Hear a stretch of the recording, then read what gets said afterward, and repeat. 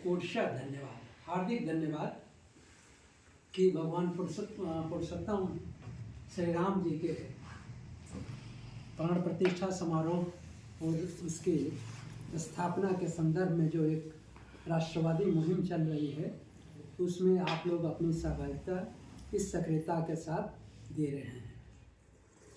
भगवान श्री राम भारत भूमि के कण कण में व्याप्त हैं और सुबह से शाम तक हर मोड़ पे देखिए हम सबके मानस में विद्यमान हैं। उनसे हमारी भारतीय संस्कृति अनुप्राणित है और रोम रोम में राम का अध्यात्म पूरे आर्यावर्त में छाया हुआ है, पहले से रहा है।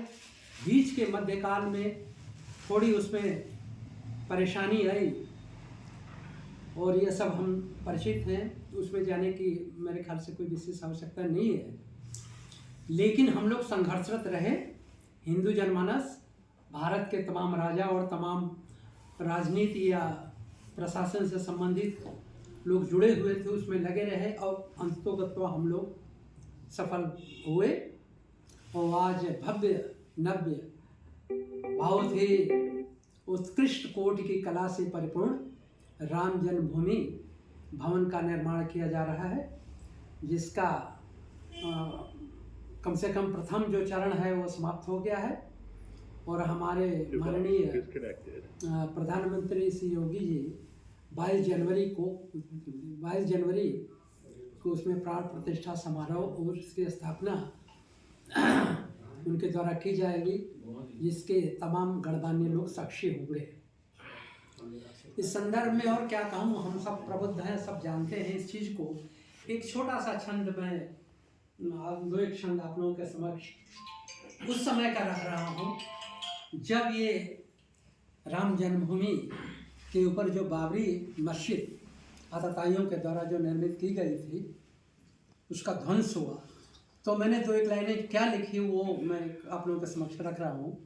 राम जन्मभूमि से उस समय का जो राजनीतिक परिदृश्य था और जिस तरह से शासन सत्ता में उस समय तमाम तरह की विकृति थी, मैं तो ये कहूँगा राम जन्मभूमि से अपना कोई काम नहीं,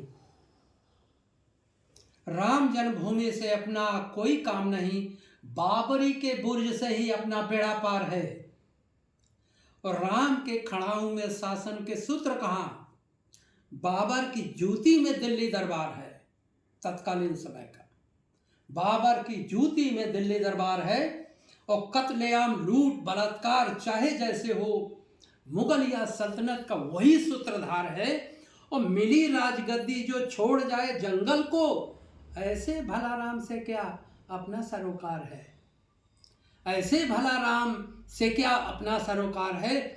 संस्कृति समाज सारा देश जाए चूल्हे में, अपने नेतागिरी में बहार ही बहार है। और लूट की है छूट मौज मस्ती भरी पल पल में, लूट की है छूट मौज मस्ती भरी पल पल में। काम है हराम, अब तो अपनी सरकार है, काम है हराम अपने।